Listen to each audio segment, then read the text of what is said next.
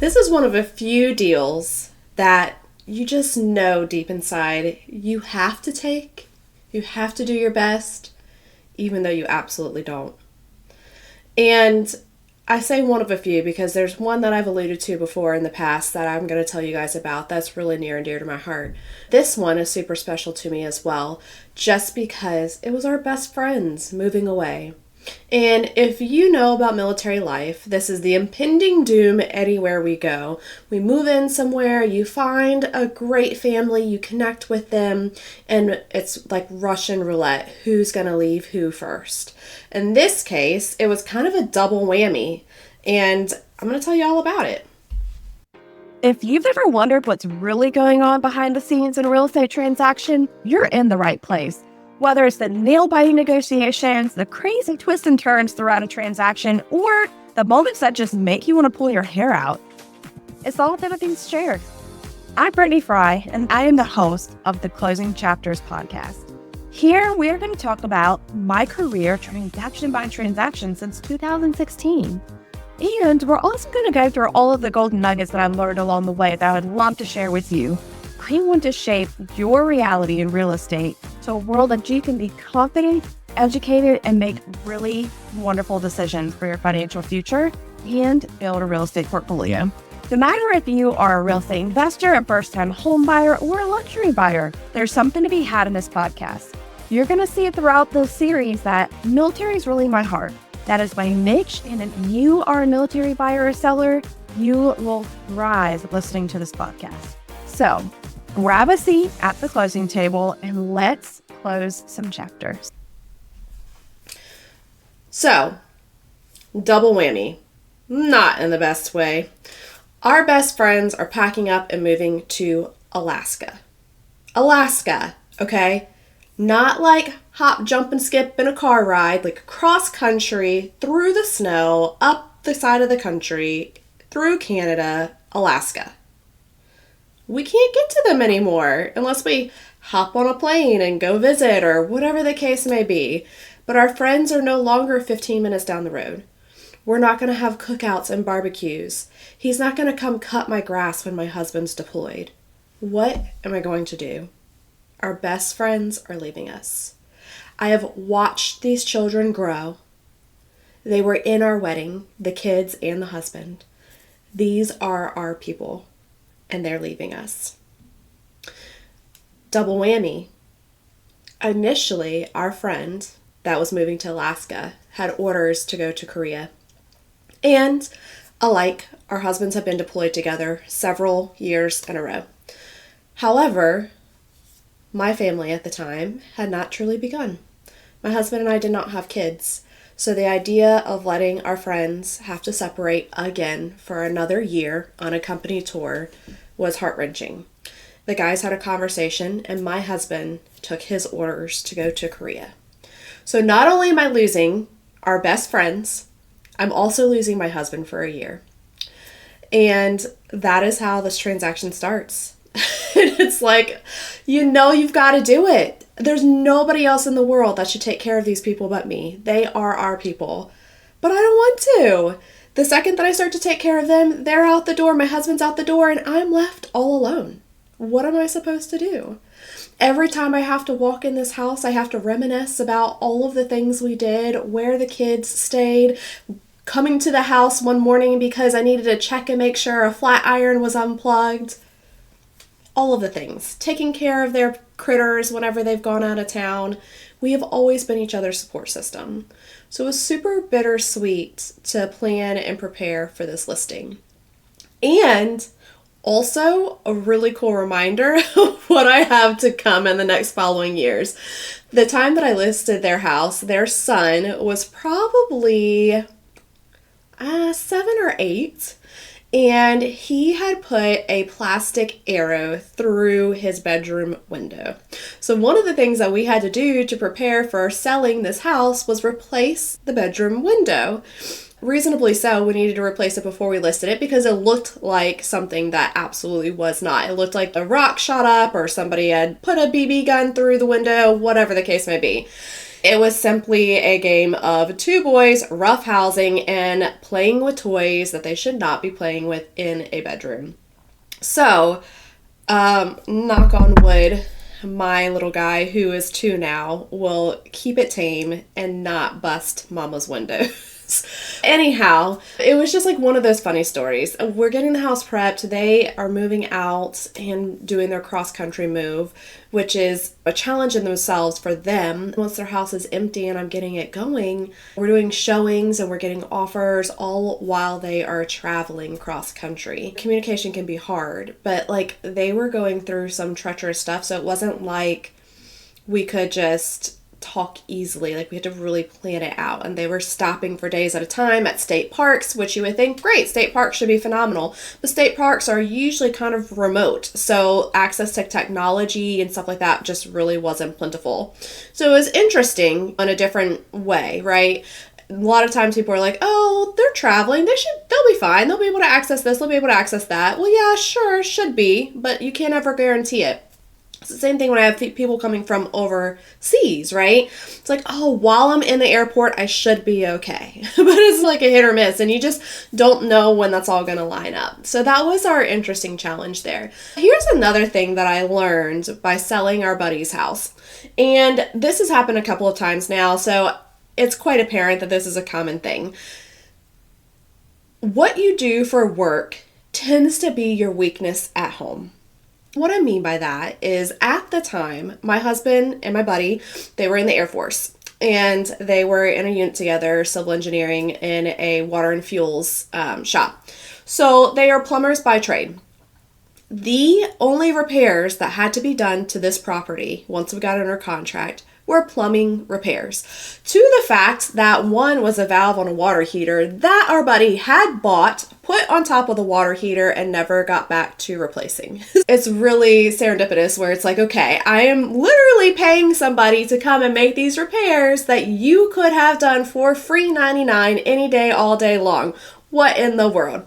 And it was stuff that they knew had been going on. It just didn't get done before they left. And sometimes that's just the reality. So it's really interesting to see that, because then it's like, well, I could do that. And it's like, well, no, you can't. You're cross country now, bud. And to explain to somebody else, like, how funny it is that these are the repairs we're having to handle, because if the seller was here, he is a plumber and he would do these things, and the fact that he actually let it go unfixed for so long was just interesting all the way around. However, I have learned that we are kind of in the same boat. My husband and I can both be handy if we need to be, and a lot of times we leave things to the wayside until we absolutely have to address them, because life, right? And I find that a lot of times when you have a physical job like that, what you are doing at work, you want to leave at work. And when you come home, you don't want to think about it. You don't want to have to do it at your own house. So it's very interesting to see that come into full effect. And since then, like I said, I've had a couple of other scenarios where it's the same exact thing. It's like HVAC stuff, and this guy's like, oh yeah, I went to HVAC school, I know what needs to happen. It's like, well then why didn't you do it? I don't know, just didn't get around to it. Okay, all right, friends. So all in all, this house was really a gem. And it's really interesting, once again, to show the difference in the market, okay? We sold this house for $144,000, and he was tickled pink about that. It was a really good price at that time. This was back in 2000. We got it on the market, and we got it sold, and they scooted on up to Alaska. And now this 3-bedroom, 2-bath house, all brick, half acre, fenced in yard, 2 separate bay garage, would probably go for $250, $275, depending on this neighborhood. It's really interesting. I actually recently was just in his neighborhood showing houses a couple months ago, and it was just really nostalgic. It's like you drive by and you think you're supposed to just whip it on in and go knock on the door, right? What was really cool about this deal too is I ended up being able to get under contract with my mentor in my office. So it was like, this is awesome. I know this is going to be a great transaction. Like, this guy is thorough. I work like him because he taught me how to work, and we're going to have a good deal. And it was a single military guy on the other side of the transaction. Super sweet, easy. We got it taken care of, like, no questions asked, which was awesome. There's a few little repairs that had to be made, and we were smooth sailing. For a situation like that where somebody is just moving away across country and in limbo and trying to move into housing, they had a lot to do once they actually physically got to Alaska, amongst also having to do oil changes during their trip. Did you know that? Did you know sometimes you have to go so far, like it's too many miles, that you actually have to stop and get tires changed out or oils changed, like while you're doing cross country? I didn't even think about that. Anyhow, it was a lot to learn in a wild ride. Sure enough, sooner than later, we actually found out that we were getting orders to South Dakota. So while my husband was in Korea, we got orders to South Dakota. And they drove through South Dakota on their way and posted videos, and I was mortified because we just saw all the snowdrifts going across the road and stuff. My friends tell me, it's really not that bad, it's really not that bad, don't worry about it. And I'm like, are you kidding me? You can see snow just like plowing across the road.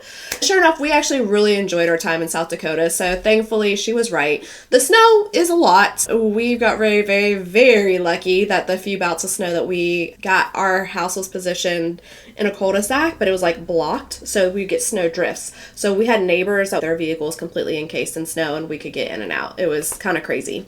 Anyhow, if you are military and you get orders across country and you decide you're going to truck it and make a trip out of it, that's something you need to think about and make sure you're planning accordingly. Now, I'm talking big trip, right? They came from South Carolina, went all the way over to South Dakota and up through Canada and over to Alaska. I mean, it was hefty, friends. Hefty, hefty trip. But nonetheless, there's a lot of families that choose to do that. So just another thing to make sure that you are wrapping your head around and have stop points to be able to do vehicle maintenance. So all in all, we got this sucker under contract and sold, and our friends were officially gone. I had to hand over keys to a new family, and they never came back to this property. The interesting thing, though, is a couple years later, they actually moved back to North Carolina, the family did, and they still had family friends in the neighborhood. The daughter in particular would actually go back to Sumter and spend the weekend with the friend. We would have the conversations about how strange that was for her to literally go to her friend's house and spend the night there and then not be going back home. I'm also going to take a plug here for a second. This is like total sidebar, but it's reality. So when our friends moved to Alaska, our friend also went TDY to Texas for a little while. He ended up passing away and committing suicide.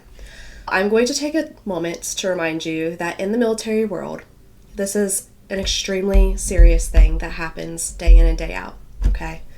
We took the hit and took orders for our best friend because we wanted him to be together with his family.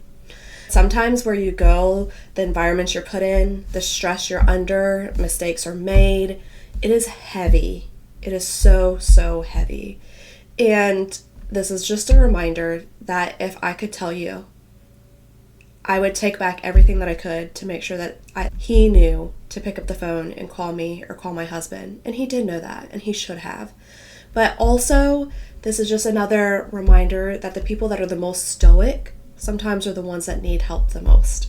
This is a guy that, in conjunction with other people in the shop, was the one that would take care of everyone and say, you're not going to do something stupid like that. He was also the jokester, and he would make very dark humor jokes because that was just his way of being funny. Sometimes you didn't really know whether he was like joking or serious. But if anybody ever says something to you along those lines, even if you think they're joking, you need to shut it down real fast and make sure that you are bringing somebody else into the equation. There is never going to be a full story about what happened to our friend, what caused the decisions that were made, but there's enough information that was said to say that he had said things that people should have taken seriously and they did not. And if we were there, I'd like to say that wouldn't have happened, but you never know. If we were together and he would have said something like that, we would not have left their side. we would have been up their butt and around the corner. I mean, it just is what it is. It's something that's super near and dear to our hearts and our family. So if you are military family or you know somebody in the military and you ever have an inkling of a clue, make sure you say something to someone. Don't be the person that sits in silence, because that is going to haunt somebody for forever. And that's exactly what happened in this case scenario. Something was said to someone and they didn't say anything. I know that's kind of a heavy note to leave this on, but it's important, and it absolutely applies to our world. Unfortunately, this is not the one and only time that I have to deal with suicide in a military family within my job. So, once again, a reminder, that didn't happen while they were here. They had moved to Alaska. He had gone to TDY. So it was nothing to do with this actual transaction, but it wasn't long after they had moved that all of this transpired. And it happened to coincide with when we were starting our family. So it was about a year later, my husband had returned, and I was 18 weeks pregnant with our first whenever we went to his funeral. And to tell you the kinds of friends we were, my husband had the privilege of flying to Texas and escorting our best friend home and being by his side every step of the way. That's a heavy burden to bear, but what a privilege all at the same time. Remember, when you come across military families, there's a lot going on in the mix, especially realtors. I'm talking to you right now. There are so many things going on behind the scenes that we are not aware of. If you can be that positive guiding light, if you can be that one person that's just kind to them today, please do it. We have such a big impact on those that we work with and that we are helping along the way. Staying in touch and being a friendly person that they can lean into, a trusted advisor in a time of need, it's important, even if we don't want to have to take that on. Sometimes we have to put our pride aside, our personal feelings aside, and make sure that we are just good human beings and we are there to help when someone needs us. I hope this has touched you a little bit. I hope that you understand that military life is so important to me, and I would do anything to take care of my military clients and hope that for the best for them in any and all avenues.